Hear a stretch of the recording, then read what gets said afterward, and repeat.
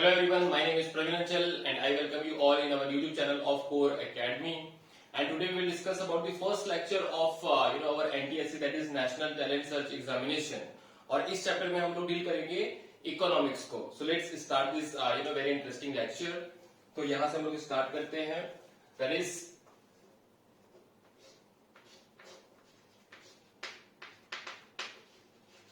National Talent Search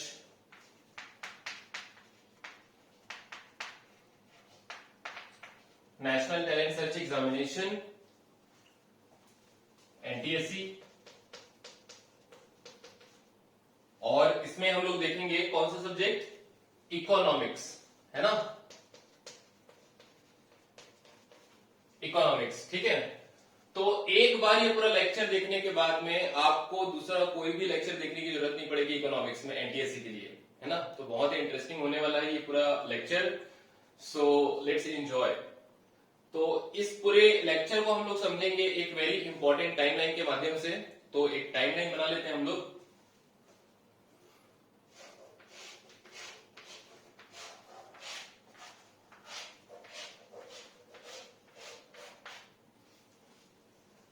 और इस timeline में टोटल हम लोग समझेंगे 10 चीजों के बारे में, है ना. तो मार्क कर लेते हैं 1 2 3 4 5 6 7 8 9 और यहां पर ले लेते हैं कहीं पर 10, है ना. ये हो गया हमारा 10. ठीक है, तो देखिए क्लास 9th और 10th में ही हमारे इकोनॉमिक्स है ना. तो 9th में टोटल 4 चैप्टर्स हैं और 10th में टोटल 5 चैप्टर्स है. तो 5 + 4 कितना हुआ 9. और एक हम लोग लेंगे प्रीवियस ईयर के एनटीएससी के क्वेश्चंस कुछ, है ना, जो कि बार बार पूछे जाते हैं. ठीक है, तो let's start this all very interesting things. So here we have class 9th का जो है 4 चैप्टर्स. तो फर्स्ट है, आपको याद होगा, जिसे कहते हैं हम लोग पालमपुर, है ना, the story of village Palampur. तो ये हो गया हमारा पालमपुर पहला. दूसरा हमारा है जिसे कहते हैं पालमपुर, ये हो गया. दूसरा हमारा है जिसे कहते हैं पीपल एज रिसोर्स, है ना, पीपल एज रिसोर्स. ठीक है, यहां पर लिख देते हैं इसको, पीपल एज रिसोर्स. देखेंगे इस चैप्टर से क्या क्या इंपॉर्टेंट चीजें हैं. तीसरा हम लोग देखेंगे गरीबी, पॉवर्टी, है ना. और चौथा हम लोग देखेंगे कि इस गरीबी को दूर करने के लिए जो फूड हमें चाहिए तो उसकी सिक्योरिटी कैसे होती है ना. तो फूड सिक्योरिटी इन इंडिया, है ना, फूड सिक्योरिटी इन इंडिया. तो ये 4 चीजें हो गई, Palampur, people as resource, poverty and food security. ये हुआ क्लास आपके 9th का. अब उसके बाद जो हम चैप्टर आगे डील करेंगे वो होगा क्लास 10th का. तो उसे हम लोग लिख लेते हैं. तो पहला चैप्टर है डेवलपमेंट, है ना. इसको मैं दूसरी तरह से आपको दिखाता हूं, समझ जाइएगा. ये पहला चैप्टर हो गया आपका डेवलपमेंट. दूसरा हम लोग देखेंगे सेक्टर्स ऑफ इंडियन इकोनॉमी. ठीक है, sectors of Indian economy, sectors of Indian economy, है ना. उसके बाद तीसरा जो है वो है money and credit. Money and credit, ये इसमें बैंक वगैरह के बारे में हम लोग देखेंगे, मनी एंड क्रेडिट, है ना. तो इसको चौथा है globalisation and the Indian economy. ठीक है, चौथा है globalisation and the Indian economy. globalization and the Indian economy, है ना, आईई लिखा हूं मैंने, इंडियन इकोनॉमी आप समझ जाइएगा, globalisation and the Indian economy. उसके बाद में जो लास्ट चैप्टर है वो है कंज्यूमर राइट्स, ठीक है, कंज्यूमर राइट्स। और लास्ट में मैंने एक एडिशनल लिया हुआ है, इसमें हम लोग देखेंगे कि प्रीवियस ईयर के एनटीएससी में किस टाइप के क्वेश्चंस पूछे गए हैं इकोनॉमिक्स से, तो उसमें हमको एक ब्रॉड आइडिया मिल जाएगा कि किस टाइप से क्वेश्चंस आता है। तो इसे मैं डिनोट करता हूं येलो कलर से, क्वेश्चन, एनटीएससी क्वेश्चंस, है ना, और कुछ एडिशनल क्वेश्चन भी मैं बताऊंगा आपको, तो ये हम इसमें देखेंगे। So last part will be very very important, आपको अच्छे से समझना है पूरा, ठीक है। तो इसको स्टार्ट करने से पहले मैं आपको एक रिक्वेस्ट करना चाहता हूं कि आप लोग जो है एक बुक और कॉपी लेके बैठे, और जो जो मैं यहाँ पर लिखते जा रहा हूं उसको आप भी लिखिए, ताकि आपका भी जो एक बहुत ही सॉलिड तरीके से नोट्स बन जाए, है ना। और इस लेक्चर को आप बहुत अच्छे से समझिएगा, ठीक है। तो पहले स्टार्ट करते हैं हम लोग पालमपुर से। तो यहाँ जो है पालमपुर का जो स्टार्टिंग चीज है वो है ये कि ये पालमपुर जो है वो बहुत ही डेवलप्ड विलेज है, अगर आपने इसको बहुत अच्छे से समझा होगा तो, है ना। इसमें बेसिकली हम लोग पूरे चैप्टर को नहीं समझने वाले हैं, जो इंपॉर्टेंट चीजें हैं एनटीएससी के पॉइंट ऑफ व्यू से सिर्फ उसी को समझेंगे हम, है ना। तो इस पालमपुर में हम बेसिकली ये समझेंगे कि गांव में जो है वो इकोनॉमी कैसे काम करती है, ठीक है। तो इसमें जो बहुत ही इंपॉर्टेंट पहला चीज दिया हुआ है वो ये है कि उसे क्या कहते हैं, factor of production, factor of production, कि भाई हमको प्रोडक्शन करने के लिए क्या क्या बेसिक चीजें चाहिए, ठीक है। Factor of production, factor of production, देखो अगर हम कभी भी प्रोडक्शन करते हैं तो बेसिकली क्या क्या चीजें हमको चाहिए रहती है। तो सबसे पहले तो हमें जमीन चाहिए, बिना जमीन के कैसे प्रोडक्शन करोगे आप, ठीक है, लैंड। उसके बाद में आपको क्या चाहिए, लेबर, ठीक है। उसके बाद में आपको क्या चाहिए, फिजिकल कैपिटल। फिजिकल कैपिटल किसको बोलते हैं, जो कि बिल्डिंग हो गया, मशीन हो गया, रॉ मटेरियल हो गया, पैसा हो गया, है ना। तो ये सभी क्या हो गया, फिजिकल कैपिटल। उसके बाद में ह्यूमन कैपिटल। ह्यूमन कैपिटल मतलब कि आप, है ना, आपका जो ब्रेन है, स्किल है, नॉलेज है, एक्सपीरियंस है, ये सभी क्या कहलाएगा, ह्यूमन कैपिटल कहलाएगा। तो इसे एक बार लिखते हैं क्या क्या फैक्टर चाहिए रहता है।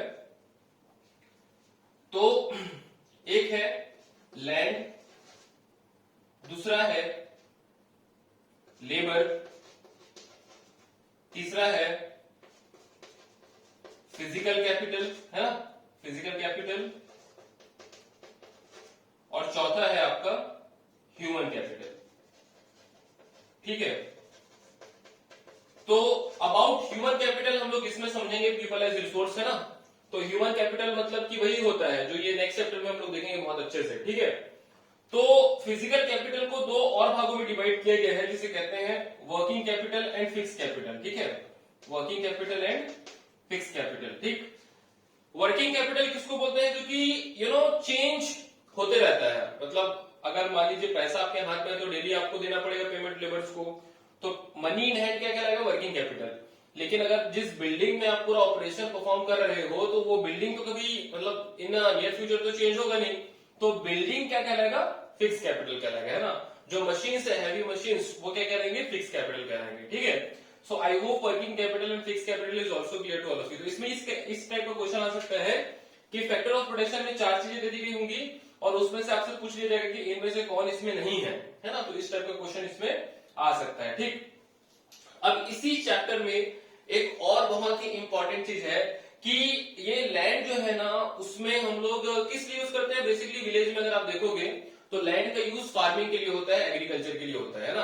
अगर आप ये पूरा पालमपुर में देखोगे तो यहाँ जो 75% लोग हैं, कितने लोग हैं, 75% लोग कौन से काम में इन्वॉल्व है, एग्रीकल्चर, ठीक है। और रिमेनिंग 25% लोग किस में इन्वॉल्व है, नॉन एग्रीकल्चर में, उसको भी हम देखेंगे लास्ट में, ठीक। तो 75% लोग एग्रीकल्चर कर रहे हैं, तो एग्रीकल्चर के लिए तो भाई लैंड सबसे जरूरी है। अब ये बताइए कि लैंड जो है वो अनलिमिटेड क्वांटिटी में अवेलेबल होगा कि लिमिटेड क्वांटिटी में, तो इसका आंसर होगा लैंड जो है वो लिमिटेड क्वांटिटी में अवेलेबल है। तो उसी लिमिटेड क्वांटिटी में आपको जो है वो प्रोडक्शन बढ़ाना है, क्योंकि पॉपुलेशन तो बढ़ रहा है ना। तो इसमें हम लोग प्रोडक्शन बढ़ाने के लिए 1960s के बाद में एक बहुत बड़ा रिवॉल्यूशन हुआ था इंडिया में, जिसे कहते हैं ग्रीन रिवॉल्यूशन। ठीक है, तो एग्रीकल्चर में प्रोडक्शन बढ़ाने के लिए क्या हम देखेंगे, ग्रीन रिवॉल्यूशन। ठीक है, ये ग्रीन रिवॉल्यूशन से क्वेश्चन आता है एनटीएससी में, है ना, ग्रीन रिवॉल्यूशन। ठीक है, तो सबसे पहला क्वेश्चन आता है कि ग्रीन रिवॉल्यूशन कब स्टार्ट हुआ था, तो कब स्टार्ट हुआ था, 1960s। कब स्टार्ट हुआ था, 1960s, है ना। दूसरा बहुत ही इंपॉर्टेंट चीज है कि ग्रीन रिवॉल्यूशन के जनक कौन कहते हैं, यू नो, किसे कहा जाता है फादर ऑफ ग्रीन रिवॉल्यूशन, तो याद रखिएगा एमएस स्वामीनाथन। किसे कहते हैं, एमएस स्वामीनाथन। ठीक है, तो ग्रीन रिवॉल्यूशन के जनक कहा जाता है एमएस स्वामीनाथन को, ये पूछा जाता है ना एनटीएससी में, याद रखिएगा एमएस स्वामीनाथन, एमएस लिख देता हूं बस, एमएस स्वामीनाथन, याद रखिएगा। ठीक, उसके बाद में ये ग्रीन रिवॉल्यूशन में आखिर होता क्या है, तो ये मैं आपको बहुत डिटेल में समझाता हूं। देखिए ग्रीन रिवॉल्यूशन में क्या होता है बेसिकली, तो इसमें हम लोग एक यूनिक प्रकार का सीड यूज करते हैं जिसे कहते हैं HYV सीड्स। क्या कहते हैं, HYV सीड्स, है ना। तो आप पूछेंगे सर कि ये HYV सीड्स क्या है, तो आप गेस करिए क्या हो सकता है HYV सीड्स, आपने क्लास 9 में तो पढ़ा ही है ना। तो HYV सीड्स क्या है होता है, थोड़ा सा गेस करो। हाँ, बहुत सही आपने समझा। HYV सीड्स का मतलब है हाई यील्ड वैरायटी सीड्स, है ना। क्या बोला मैंने, हाई यील्ड वैरायटी सीड्स, है ना।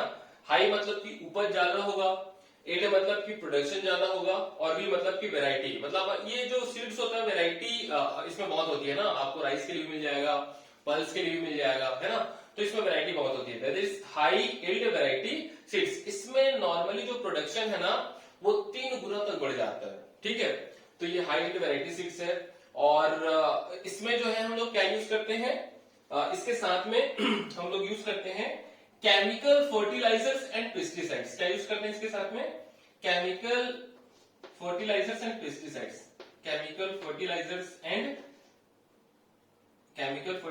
एंड पेस्टिसाइड्स, है ना, ये याद रखिएगा। ठीक है, केमिकल फर्टिलाइजर्स एंड पेस्टिसाइड्स। ठीक, तो अगर इसका एक इसका एक पॉजिटिव तो ये है कि प्रोडक्शन बहुत ज्यादा बढ़ जाएगा, बट निगेटिव क्या है कि अगर ये जो केमिकल फर्टिलाइजर्स एंड पेस्टिसाइड्स का ओवर यूज करोगे आप, तो इन लॉन्ग रन जो आपका बोलना चाहिए कि सॉइल क्वालिटी है, फर्टिलिटी है, वो डिग्रेड होने लगेगी। ठीक है, तो इसका ओवर यूज हमें नहीं करना चाहिए। बहुत बड़ा डिसएडवांटेज हमें पंजाब, हरियाणा, उत्तर प्रदेश वाले जो एग्रीकल्चरल लैंड है उसमें हमको दिखने को मिला है कि वहां का जो सॉइल क्वालिटी है, फर्टिलिटी है, वो डिग्रेड हो रहा है। क्यों, because of the over use of chemical fertilisers and pesticides. एक क्वेश्चन और इसमें बनता है ग्रीन रिवॉल्यूशन से कि भारत में कौन से स्टेट्स हैं जिन्होंने सबसे पहले ग्रीन रिवॉल्यूशन को अडॉप्ट किया था, तो इसका आंसर है पंजाब एंड हरियाणा, है ना। तो पंजाब एंड हरियाणा कुछ ऐसे स्टेट्स हैं भारत में जिन्होंने सबसे पहले ग्रीन रिवॉल्यूशन को क्या किया था, अडॉप्ट किया था। ठीक है, so I hope this is clear to all of you, that is green revolution. इसमें जो वाटर का कंजप्शन होता है वो बहुत ज्यादा होता है ना।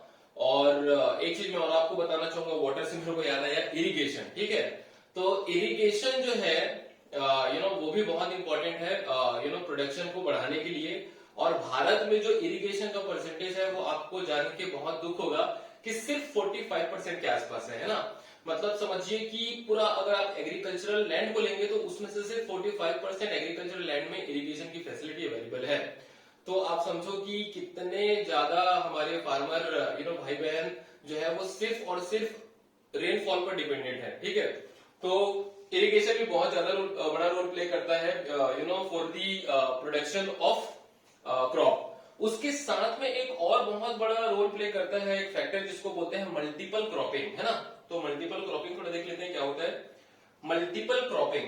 ये सभी हम लोग लैंड वाले पार्ट में देख रहे हैं कि लैंड में जो एग्रीकल्चरल प्रोडक्शन को कैसे बढ़ाया जा सकता है। तो एक मैंने बताया ग्रीन रिवॉल्यूशन, दूसरा मैंने बताया इरिगेशन, और तीसरा मैं आपको बता रहा हूं क्या, तीसरा क्या बता रहा हूं बताओ भाई। तीसरा मैंने आपको बताया मल्टीपल क्रॉपिंग, है ना, मल्टीपल क्रॉपिंग। तो मल्टीपल क्रॉपिंग मतलब क्या होता है, cropping of more than one crop in the same piece of land in a given time period, that is called as multiple cropping। और जो टाइम पीरियड नॉर्मली 1 साल का होता है, ठीक है, तो that is called as multiple cropping. और इसी मल्टीपल क्रॉपिंग से मुझे एक चीज और याद आ रहा है जिसे कहते हैं टाइप्स ऑफ क्रॉप, है ना। तो भारत में बेसिकली जो है वो 3 टाइप ऑफ क्रॉप हम लोग यूज करते हैं, that is called as rabi, kharif and zaid, है ना। तो कितने प्रकार का होगा? रबी, kharif and zaid. Rabi, kharif and zaid, है ना। रबी, खरीफ एंड ज़ैद। तो जो रबी होता है ना, ये जो रबी है वो होता है विंटर क्रॉप, ठीक है। वो क्या होगा बेटा? विंटर क्रॉप, ठीक। जो खरीफ होता है उसे क्या कहते हैं? मॉनसून क्रॉप या फिर रेनी क्रॉप, ठीक। रेनी सीजन में होता है या फिर मॉनसून आप बोल सकते हो, रेनी या फिर मॉनसून, है ना। जैसे कि अभी क्या चल रहा है? मॉनसून का सीजन चल रहा है, तो अभी कौन सा क्रॉप प्रोड्यूस होगा? खरीफ। ज़ैद जो है वो किस में होता है? समर सीजन में। किसमें होगा? समर सीजन में, ठीक है।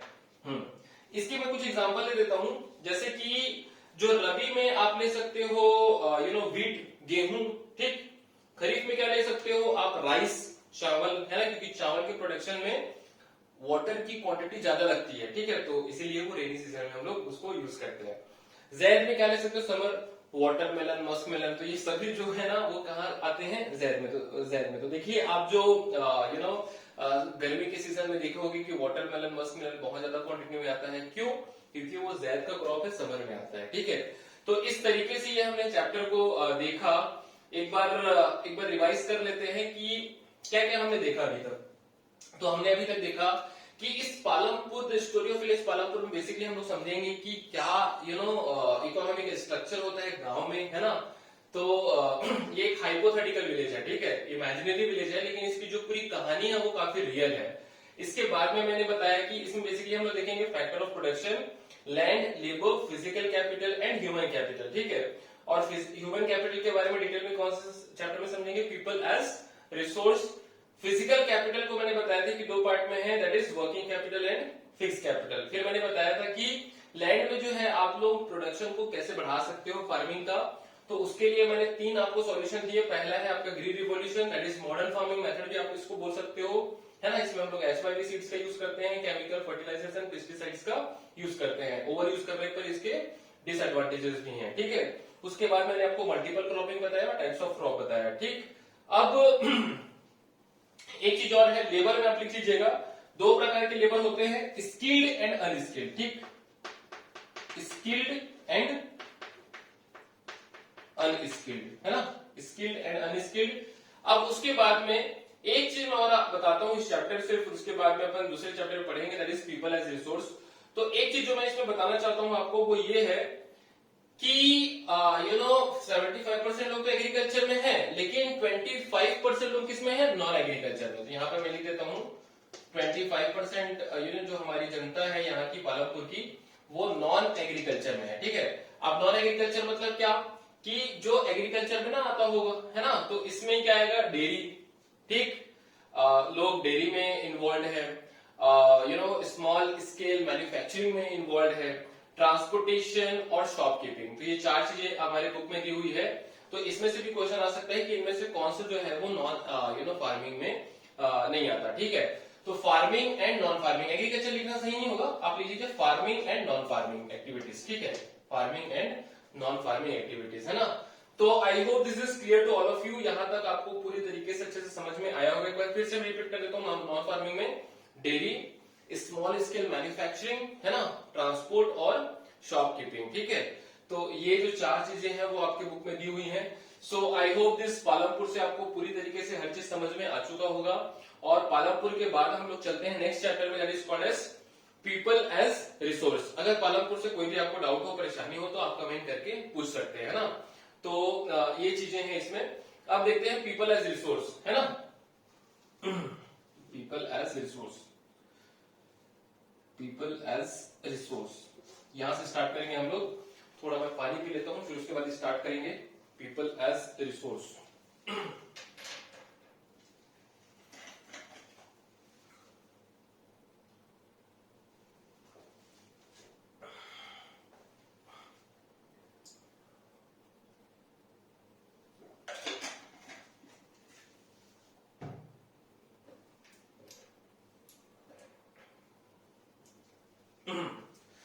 अब देखिए पीपल एज रिसोर्स में क्या है ना, देखो जो जनता होती है, लोग होते हैं, है ना, जो पॉपुलेशन होती है किसी भी कंट्री की, वो सबसे इंपॉर्टेंट एंटिटी होती है, क्योंकि वही तो सभी चीजों को यूज करेगी ना। जो नदी है, पहाड़ है, पर्वत है, माउंटेन है ना, इन सभी चीजों का अपना खुद का तो है एक वजूद, लेकिन इन सभी चीजों को यूज कौन करेगा, तो लोग यूज करेंगे, ठीक है। तो सबसे बड़ी जो एसेट होती है ना, वो क्या होती है, लोगों का स्किल, लोगों का नॉलेज, लोगों का एक्सपीरियंस, उनका टैलेंट, है ना। तो देखो इसमें आप लोगों को दो प्रकार से डिवाइड कर सकते हो, एक हम इसको बोल सकते हैं लायबिलिटी और दूसरे को बोल सकते हैं एसेट। क्या बोल सकते हैं, एसेट। एक को बोलेंगे लायबिलिटी और दूसरे को बोलेंगे क्या, एसेट। तो लायबिलिटी मतलब क्या होता है कि बर्डन। तो ऐसे लोग जिनके पास में ना तो एजुकेशन है, ना तो स्किल है, ना तो टैलेंट है, ना तो एक्सपीरियंस है, तो उनको क्या बोलेंगे हम लोग, लायबिलिटी बोलेंगे, ठीक है। लेकिन जिन लोगों के पास में स्किल है, टैलेंट है, एक्सपीरियंस है, हेल्थ है ना, और एजुकेटेड भी है, तो वो सभी क्या कहलाएंगे, हमारे एसेट कहलाएंगे, है ना। तो इसको मैं एक आपको समझाता हूं। देखो जो स्टडी ऑफ पॉपुलेशन जब हम लोग करते हैं ना, तो उसको क्या बोलते हैं, डेमोग्राफी। क्या बोलते हैं बेटा, demography. So what is the meaning of demography, structure, study of the structure of population is called as demography, है ना। तो देखिए अगर डेमोग्राफी बहुत अच्छी है, पॉपुलेशन बहुत अच्छी है, तो उसको क्या बोलते हैं, डेमोग्राफिक डिविडेंड। क्या बोलते हैं, डेमोग्राफिक डिविडेंड। लेकिन अगर वहां का जो पॉपुलेशन है वो बहुत ही कमजोर है, अनपढ़ है, तो उसको क्या बोलेंगे, डेमोग्राफिक डिजास्टर, है ना। तो याद रखिएगा ये जो दो टर्म है आपको बता रहा हूं। अगर बहुत ही पढ़ी लिखी है, बहुत ही हेल्दी है, बहुत ही स्किलफुल है वहां की जो पॉपुलेशन है, तो इसे क्या कहेंगे हम लोग, डेमोग्राफिक डिविडेंड, है ना। और अगर वो अनपढ़ है और अनहेल्दी है, तो उसको क्या बोलेंगे हम लोग, डेमोग्राफिक डिजास्टर, ठीक है। इस चैप्टर में कुछ कंट्रीज के बारे में बताया गया है, जैसे जापान। तो जापान में कोई ऐसा रिसोर्स नहीं है, वहां पर एक ग्रुप ऑफ आइलैंड है जहां पर हमेशा नेचुरल डिजास्टर आता रहता है, बट फिर भी कितने अच्छे तरीके से उन्होंने अपने ह्यूमन रिसोर्स के ऊपर इन्वेस्ट किया है। और आज आप देखिए कि Japan is one of the most developed country of the world, है ना। और उसी से हम लोग सीखते हुए हमारे भी देश में ये जो स्किल होते हैं, एजुकेशन होती है, और ये जो हेल्थ होता है, उसमें इंप्रूवमेंट लाने के लिए हमने एक सेपरेट मिनिस्ट्री का भी गठन किया है, जिसे हम लोग कहते हैं HRD मिनिस्ट्री। क्या कहते हैं बेटा, HRD मिनिस्ट्री, ठीक है। यहाँ पर लिखिएगा HRD मिनिस्ट्री। अब आप पूछोगे सर ये HRD मिनिस्ट्री क्या होता है, तो HRD मतलब होता है ह्यूमन रिसोर्स डेवलपमेंट। क्या होता है, ह्यूमन रिसोर्स डेवलपमेंट, है ना। मतलब जो ह्यूमन, हमारा जो रिसोर्स है, हमारा जो स्किल है, टैलेंट है, एक्सपीरियंस है ना, इन सभी चीजों में इंप्रूवमेंट लाने के लिए हम लोग ये मिनिस्ट्री का गठन किए हैं। बहुत ही इंपॉर्टेंट मिनिस्ट्री है। जो एजुकेशन वगैरह है ना, वो कॉलेजेस, यूनिवर्सिटीज, वो सभी इसी में आते हैं, ठीक है, HRD में, है ना। अब इसके बाद में जो नेक्स्ट बहुत ही इंपॉर्टेंट चीज है वो ये है कि भाई हम अपने पॉपुलेशन का इंप्रूवमेंट कैसे कर सकते हैं। तो देखिए बेसिकली हम अपने पॉपुलेशन का इंप्रूवमेंट तीन चीजों से कर सकते हैं। पहला है एजुकेशन। पहला है क्या, एजुकेशन, है ना। एजुकेशन बहुत ही इंपॉर्टेंट चीज है, ठीक है। दूसरा है हेल्थ। भाई अगर हेल्थ नहीं होगा तो कुछ नहीं है, ठीक है। Your health is your biggest property. आपको जो स्वास्थ्य है वो सबसे बड़ा संपत्ति है, ठीक है। तीसरा है training and skill. Training and skill, है ना। मेरी नजरों में तो ये सबसे ज्यादा इंपॉर्टेंट है हेल्थ के बाद में, क्योंकि ऐसा एजुकेशन का क्या मतलब जिसमें आपके पास सिर्फ डिग्री हो, है ना, आपके पास स्किल ना हो, ट्रेनिंग ना हो, है ना। तो training and skill is the most important quality. फिर और एक चीज मैं और इसमें ऐड करूंगा जो कि नहीं दिया हुआ है बुक में, but it is very important, कि आपके पास एजुकेशन है, आपके पास प्रॉपर्टी है, आपके पास सब चीज है, लेकिन अगर आपके पास में मोरल वैल्यूज नहीं है तो उसका कोई मतलब नहीं है, ठीक है। तो ये एक लिख लीजिएगा, मोरल वैल्यूज, है ना, मोरल वैल्यूज, ठीक है। तो ऐसा क्वेश्चन आ सकता है कि भाई 3-4 ऑप्शन दिया हो, इसमें से कौन सा जो है वो इंपॉर्टेंट नहीं है for for quality of human resource, तो उसमें से एक आपको टिक करना पड़ेगा, है ना। तो एक बार फिर से रिपीट करता हूं, education, health, training and skill, और एक मेरी तरफ से मोरल वैल्यूज, है ना। कि मोरल वैल्यूज होना बहुत जरूरी है, आप एक अच्छे इंसान होना बहुत जरूरी है ना। बाकी तो बाद में हो ही जाएगा। तो I hope this is clear to all of you. अब इसके बाद में हम लोग देखते हैं कि भाई education, health, training and skill के डिपार्टमेंट में हमारी जो सरकार है, हमारी जो गवर्नमेंट है, वो क्या क्या कर रही है ना। तो सबसे पहले देखेंगे हम लोग एजुकेशन के बारे में, ठीक है। तो जब हम लोग एजुकेशन के बारे में, एक और इसमें बहुत ही इंपॉर्टेंट चीज है जिसको हम लोग पढ़ेंगे इस चैप्टर में, दैट इज अनएम्प्लॉयमेंट, है ना भाई। अनएम्प्लॉयमेंट भी देखेंगे, हमारे देश में बहुत बड़ा प्रॉब्लम है ये अनएम्प्लॉयमेंट। कोई बात करता नहीं है इसके बारे में, बट बहुत बड़ा इशू है, ठीक है, अनएम्प्लॉयमेंट, है ना। तो इन चारों चीजों के बारे में हम लोग देखेंगे एक के बाद एक, ठीक। बेसिकली इस पूरे चैप्टर में हेल्थ एंड एजुकेशन के बारे में ज्यादा फोकस किया गया है और अनएम्प्लॉयमेंट का एक सेपरेट टॉपिक है। तो देखते हैं, सबसे पहले हम लोग बात करेंगे एजुकेशन। तो जब एजुकेशन की हम लोग बात करते हैं तो भारत में जो एजुकेशन का मापन होता है, मेजरमेंट होता है, वो लिटरेसी रेट बहुत ही इंपॉर्टेंट रोल प्ले करता है उसके लिए। तो लिटरेसी रेट एक बार देख लेते हैं क्या होता है। लिटरेसी रेट, है ना, लिटरेसी रेट क्या होता है एक बार देख लेते हैं। तो देखिए जो लिटरेसी रेट है वही हमें ये बताता है कि कितने लोग जो हैं भारत में वो किसी लैंग्वेज में वो पढ़ना, लिखना और समझना जानते हैं, ठीक है। तो देखिए लिटरेसी रेट का डेफिनेशन क्या है कि आपकी एज जो है वो 7 या 7 साल से ऊपर होनी चाहिए, 7 और 7 अबव होनी चाहिए आपकी एज। आपको उस पर्टिकुलर भाषा में, लैंग्वेज में पढ़ना आना चाहिए, है ना, समझना आना चाहिए और लिखना आना चाहिए। तो आप क्या कहलाओगे, लिटरेट कहलाओगे, है ना। तो भारत में एज पर 2011 सेंसस, जो 2011 में जनगणना हुई थी, उसके हिसाब से जो हमारा लिटरेसी रेट है वो है 74%। याद रखिएगा, लिटरेसी रेट है हमारा 74%। लेकिन ये इन टोटलिटी है लिटरेसी रेट, दैट इज 74%। अगर आप मेल लिटरेसी रेट और फीमेल लिटरेसी रेट देखोगे तो वहां पर बड़ा गैप दिखेगा। Mail literacy rate is I think about 82% and female literacy rate is I think about 65%। तो आप उसमें भी देखिएगा कितना बड़ा उसमें भी गैप है। आई थिंक अबाउट 17-18% का तो गैप ही है ना। तो हालांकि हमारा 74% का लिटरेसी रेट है, लेकिन मेल और फीमेल लिटरेसी रेट में बहुत बड़ा अंतर है। उसी प्रकार से अगर आप शहरों का लिटरेसी रेट देखोगे और गांवों का लिटरेसी रेट देखोगे तो वहां पर भी बहुत बड़ा अंतर है। Means in urban and rural areas the literacy rate is very big gap is there. उसी प्रकार से अपर कास्ट और लोअर कास्ट, है ना। उसी प्रकार से अगर आप किसी पर्टिकुलर स्टेट्स में भी देखोगे, जैसे केरला में लिटरेसी रेट बहुत ज्यादा है, बट आपका जो बिहार है वहां लिटरेसी रेट बहुत ही कम है ना।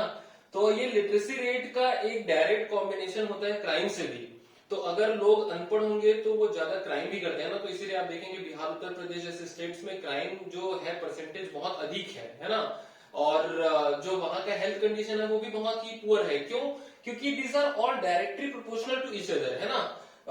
कि एजुकेशन, अगर आप एजुकेटेड होगे तो आपको अपनी हेल्थ की वैल्यू पता चलेगी और आप अपने हेल्थ पर ज्यादा ध्यान दोगे, है ना। तो जहां पर परसेंटेज ऑफ एजुकेशन और literacy rate is high, where health condition will be automatically high, है ना। क्योंकि जो पढ़े लिखे लोग हैं वो हेल्थ का इंपॉर्टेंस समझते हैं कि क्या खाना है, क्या नहीं खाना है, कितना खाना है, कैसे खाना है, ये वो जानते हैं, समझते हैं, ठीक है।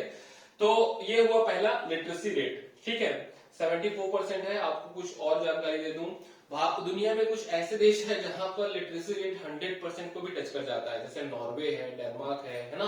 तो ये जो स्कैंडिनेवियन कंट्रीज कहलाते हैं ये, तो इनका जो लिटरेसी रेट है वो 100% को टच कर जाता है। तो I hope this is clear to all of you. अब इसके बाद में जो नेक्स्ट वेरी इंपॉर्टेंट पैरामीटर मैं आपको बताना चाहता हूँ, एक चीज और मैं बताऊंगा आपको एजुकेशन में।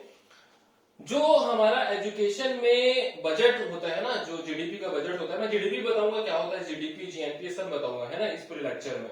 तो जो हमारा जीडीपी में एजुकेशन के लिए अलॉटमेंट होती है वो eight the time of independence बहुत कम हुआ करता था। आई थिंक अबाउट 0.5% के आसपास होता था, अब देख लीजिएगा।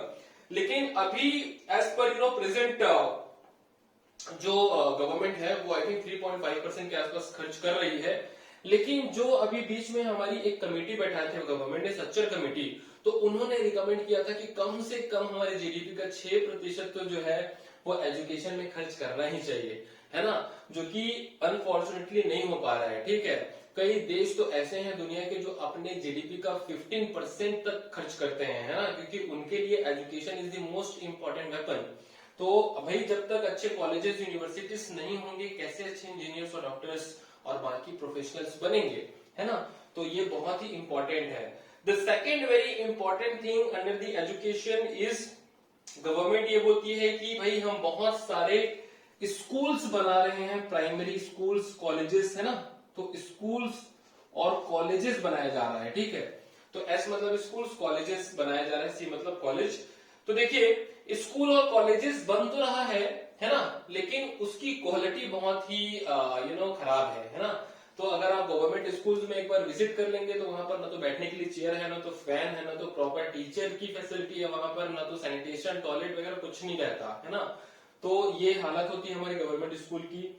कॉलेज में जो है वो आप जानते हैं कि आप किस तरीके से कॉलेज में एक रोट लर्निंग के माध्यम से सिर्फ पढ़ लो, डिग्री ले लो और बस हो गया पढ़ाई, है ना। तो इसमें हमारे कॉलेज में प्रैक्टिकल नॉलेज और प्रैक्टिकल स्किल के ऊपर में बिल्कुल भी ध्यान नहीं दिया जाता, कुछ कुछ अच्छे कॉलेजेस को छोड़कर, है ना। तो ये बहुत बड़ा प्रॉब्लम है। तीसरा ये है कि हमारी जो सरकार है वो फोकस करती है एक और बहुत इंपॉर्टेंट चीज में, जिसे बोलते हैं डिस्टेंस लर्निंग, है ना, distance learning and vocational training और वोकेशनल एजुकेशन, जो भी बोलो, वोकेशनल ट्रेनिंग या फिर वोकेशनल एजुकेशन, है ना। तो डिस्टेंस लर्निंग मतलब कि अगर आप गांव में या फिर बहुत ही रिमोट एरियाज में रहते हैं तो भी आपको एजुकेशन की फैसिलिटी मिल सकती है ना। आप तो देख रहे हैं आजकल की जो इंटरनेट का पहुंच है वो हर जगह हो चुका है, तो उसके माध्यम से जो डिस्टेंस लर्निंग है वो बहुत बहुत बहुत इंपॉर्टेंट चीज है और क्रांतिकारी बदलाव ला सकता है आने वाले समय पे। वैसे ही जो वोकेशनल ट्रेनिंग है या फिर वोकेशनल एजुकेशन है वो ऐसा एजुकेशन होता है जो कि स्किल के ऊपर काम करता है ना। तो आपको एक पर्टिकुलर स्किल के ऊपर में ट्रेन किया जाएगा, चाहे आप फार्मेसी की फील्ड में जाना चाहे, मेडिकल की फील्ड में जाना चाहे, मैनेजमेंट की फील्ड में जाना चाहे, अकाउंटेंसी की फील्ड में जाना चाहे, चाहे किसी भी फील्ड में जाना चाहे, आपको एक particular skill based training provide किया जाएगा इस वोकेशनल एजुकेशन के माध्यम से।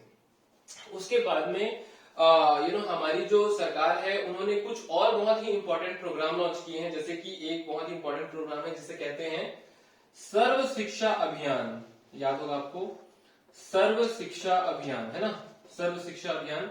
तो सर्व शिक्षा अभियान बोलने से मतलब ये है कि एजुकेशन फॉर ऑल, है ना। सर्व मतलब सभी, एजुकेशन मतलब शिक्षा, सर्व शिक्षा अभियान कंपेयर, है ना। सर्व शिक्षा अभियान मतलब एजुकेशन फॉर ऑल। तो इसमें बेटा क्या होता है कि जो 6 से 14 साल के बच्चे हैं, the children in between 6 to 14 years of age bracket will get compulsory elementary education, है ना। तो उनको एक कंपल्सरी एलिमेंट्री एजुकेशन प्रोवाइड किया जाएगा। और इसके साथ में हमारे ये कब हुआ था, ये कब आया था, 2001 में आया था ना, 2001-2 में आया था सर्व शिक्षा अभियान, याद रखिएगा 2001 से 2 में आया था। और इसी के साथ में एक और बहुत ही इंपॉर्टेंट स्टेप हमारी सरकार ने लिए है, that is called as right to education, ठीक है, RTE, राइट टू एजुकेशन। ये बहुत ही इंपॉर्टेंट एक्ट है, that is right to education, जो कि 2009 में आया था। राइट टू एजुकेशन 2009 में आया था। बहुत ही इंपॉर्टेंट ये पॉलिसी है, बहुत ही इंपॉर्टेंट प्रोग्राम है ये। इसमें भी वही 6 to 14 ईयर ऑफ चिल्ड्रन को कंपल्सरी एजुकेशन मिलेगा। और इसमें जो है हमारे एजुकेशन को फंडामेंटल राइट में भी इंक्लूड किया गया है, ठीक है। तो याद रखिएगा, education has been included in fundamental right under कौन से आर्टिकल में, आर्टिकल 21 के। आर्टिकल 21 क्या है, आर्टिकल 21 राइट टू लाइफ है।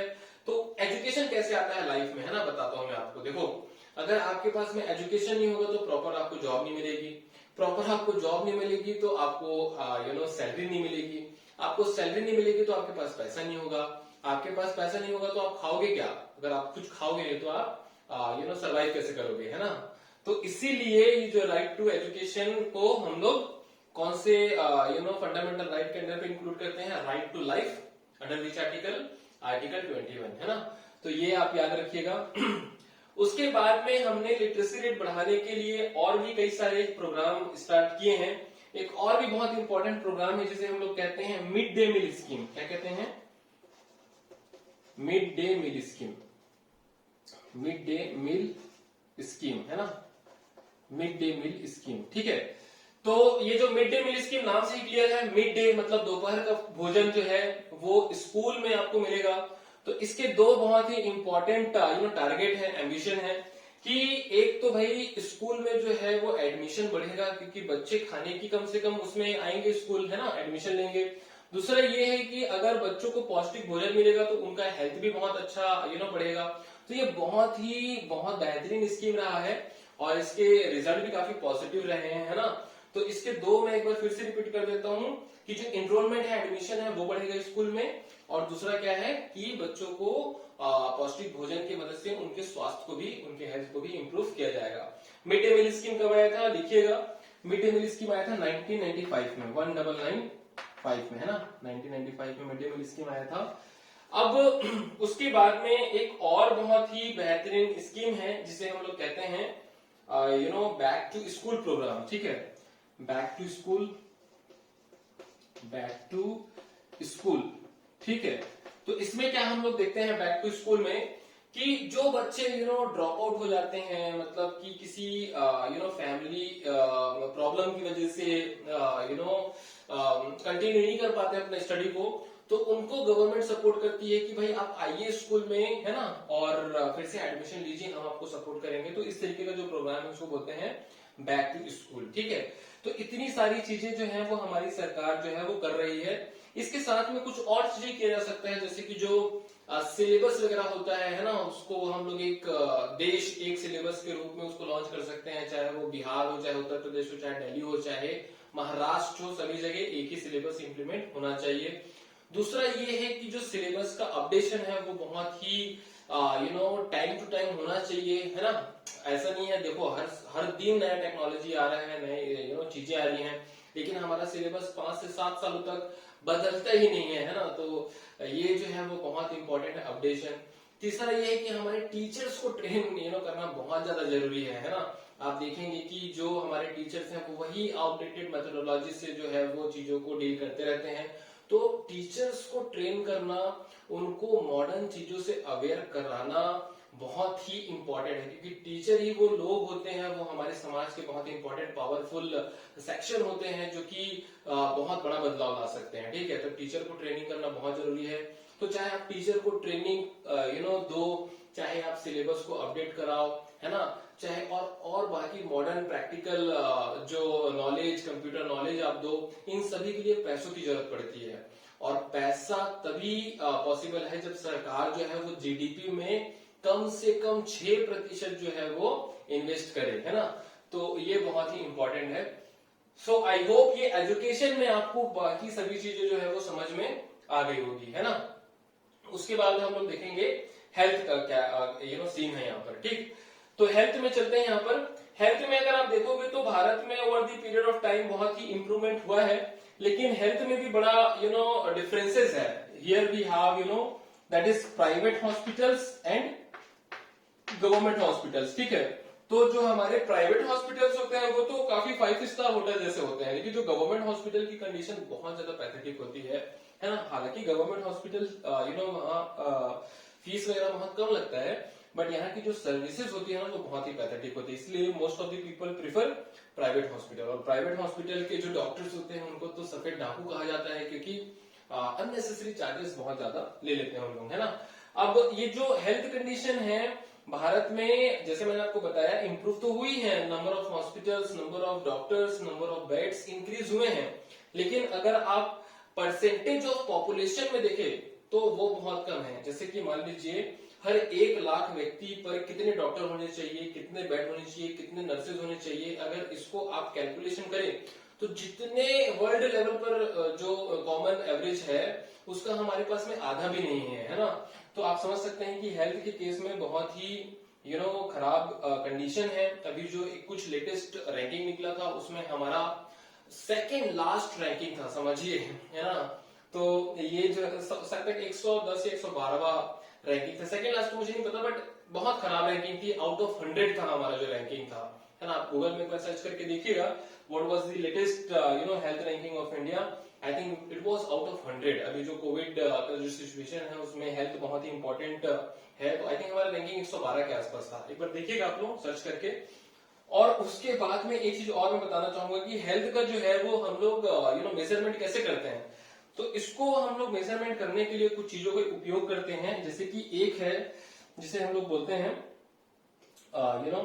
Infant mortality rate. क्या बोलते हैं हम लोग? इन्फेंट मोर्टेलिटी रेट, है ना। Infant mortality rate, IMR। ठीक। Infant mortality rate. अभी इन्फेंट मोर्टेलिटी रेट क्या होता है देखिएगा। इन्फेंट मतलब कि बच्चे बिलो 1 ईयर, है ना, जो 1 साल के कम बच्चे होते हैं उन्हें इन्फेंट बोलते हैं। मोर्टेलिटी मतलब होता है डेथ, है ना। और रेट मतलब वो कितने बच्चों पर हम लोग कैलकुलेशन करते हैं। तो हर 1000 लाइफ बर्थ पर हम लोग इसको कैलकुलेट करते हैं। तो कैसे इसको डिफाइन कर सकते हो आप। the children below 1 year of age who die, है ना, before 1 year of age per 1000 live birth is called as infant mortality rate, है ना। हर वो बच्चे जो अब 1 साल से कम उम्र में ही उनकी डेथ हो जाती है तो उसे क्या कहते हैं, इन्फेंट मोर्टेलिटी रेट। और इसको कितने में कैलकुलेट करते हैं, पर 1000 लाइफ बर्थ। तो I hope this infant mortality rate is clear to all of you. अब देखिए इन्फेंट मोर्टेलिटी रेट में हमने जो है वो बहुत ही अच्छा किया हुआ है, क्योंकि एक समय पे हमारा infant mortality rate, I think at the time of independence our infant mortality rate was close to 147, लेकिन अभी आई थिंक 42 है। तो इसमें हम लोगों ने प्रोग्रेस किया है, बट अभी भी बहुत ज्यादा इसमें करने की जरूरत है, क्योंकि अगर आप डेवलप्ड कंट्रीज को देखेंगे तो वहां पर 5 है, 6 है, अभी भी हमें बहुत मेहनत करने की जरूरत है इन्फेंट मोर्टेलिटी रेट में। दूसरा बहुत ही इंपॉर्टेंट चीज होता है जिसे हम लोग कहते हैं लाइफ एक्सपेक्टेंसी। क्या कहते हैं, लाइफ एक्सपेक्टेंसी, है ना। तो लाइफ एक्सपेक्टेंसी मतलब क्या होता है कि अगर आप किसी भी देश में जन्म लेते हैं तो ऑन एन एवरेज कितना साल जिएंगे। तो भारत में अगर आप जन्म लेते हैं तो यहाँ का जो लाइफ एक्सपेक्टेंसी है वो I think close to 68 years है, ठीक है। एक समय पे वो 30 के आसपास था, लेकिन अभी कितना है, 68 है। तो ये आप याद रखिएगा, दैट इज लाइफ एक्सपेक्टेंसी, जो कि बहुत ही इंपॉर्टेंट है। So I hope IMR and life expectancy is clear to all of you, ठीक है। और इसमें चीजें देखेंगे हम लोग इसमें अब अनएम्प्लॉयमेंट के सेक्टर में, ठीक है, क्योंकि training and skill and moral values में उतना डिटेल में चीजें कंटेंट नहीं दी हुई है एनसीईआरटी में। तो उसके बाद हम लोग डायरेक्ट जंप करेंगे अनएम्प्लॉयमेंट, है ना। मोरल वैल्यूज तो मैंने अपने से ऐड किया हुआ था, इसको आप स्किप भी कर देंगे तो चलेगा, है ना। तो ट्रेनिंग एंड स्किल में एक मैं आपको चीज बताना चाहूंगा जो कि मुझे अभी ध्यान में आ रहा है। आप इसे लिख लीजिए। इसको कहते हैं स्किल इंडिया प्रोग्राम, है ना, स्किल इंडिया प्रोग्राम। इसको भारत सरकार ने भी, मोदी गवर्नमेंट ने लॉन्च किया है, स्किल इंडिया प्रोग्राम, है ना। तो जैसे भारत सरकार ने कई सारे प्रोग्राम स्टार्ट किया, made in India, skill India, digital India, है ना।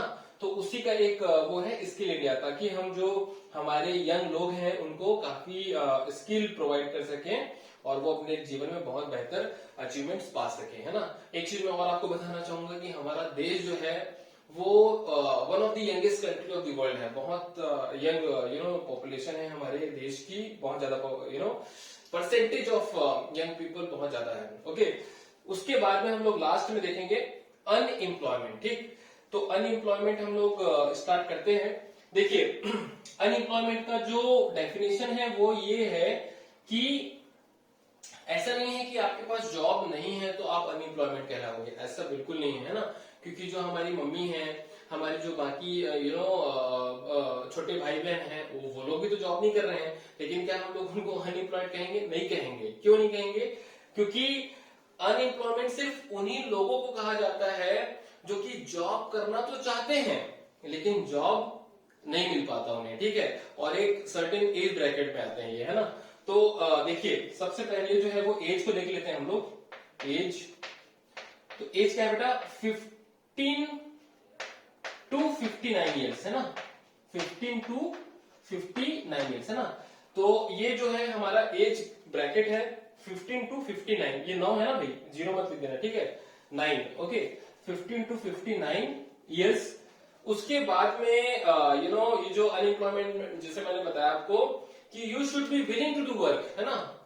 If you are willing to do work and if you are not getting job then you will be called as unemployed, है ना। तो ये आप याद रखिएगा। तो एज आपको मैंने बता दिया।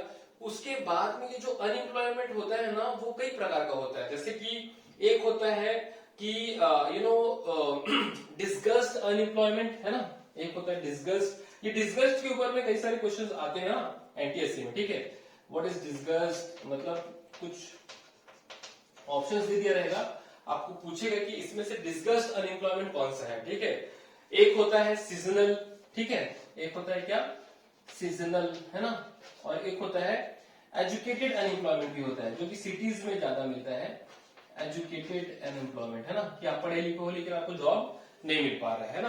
तो देखिए मैं समझाता हूँ आपको। डिस्गस्ट बहुत इंपॉर्टेंट है, कई बार एनटीएससी में पूछा गया है। तो डिस्गस्ट मतलब क्या होता है, इसको हम लोग हिडन अनएम्प्लॉयमेंट भी बोलते हैं, क्योंकि इसमें क्या होता है, आप अपीयर तो होते हो कि आप काम कर रहे हो, बट एक्चुअल में आप काम नहीं कर रहे होते हो। जैसे मैं आपको एक एग्जांपल देता हूँ, ये गांवों में ज्यादा दिखता है, जो रूरल एरियाज में ज्यादा दिखता है ये, कि मान लीजिए कोई फार्मिंग फील्ड है, वहां पर मुझे सिर्फ 5 लोगों की जरूरत है और उसमें 10 लोग काम कर रहे हैं, तो वो जो एक्स्ट्रा 5 लोग हैं वो क्या कहलाएंगे, डिस्गस्ड अनएम्प्लॉयड कहलाएंगे, क्योंकि उनकी जरूरत ही नहीं है फिर भी वो काम कर रहे हैं, है ना।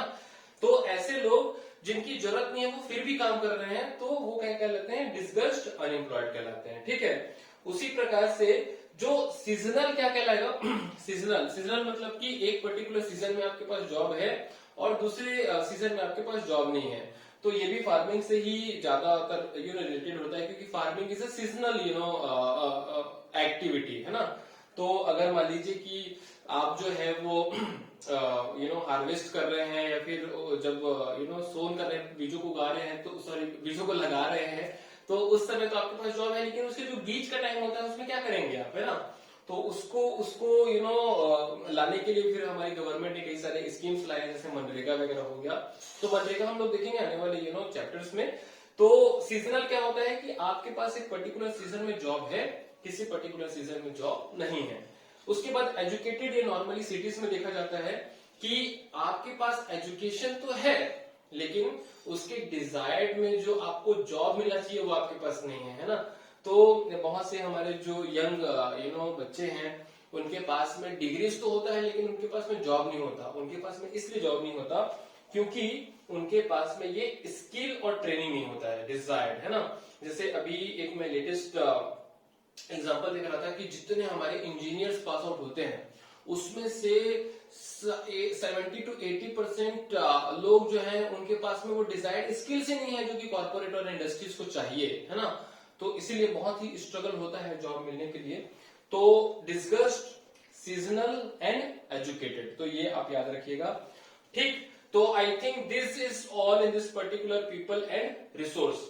अब उसके बाद में हम लोग स्टार्ट करेंगे पॉवर्टी। तो पॉवर्टी में हम लोग देखेंगे कि क्या क्या चीजें हो सकती है इसमें, है ना।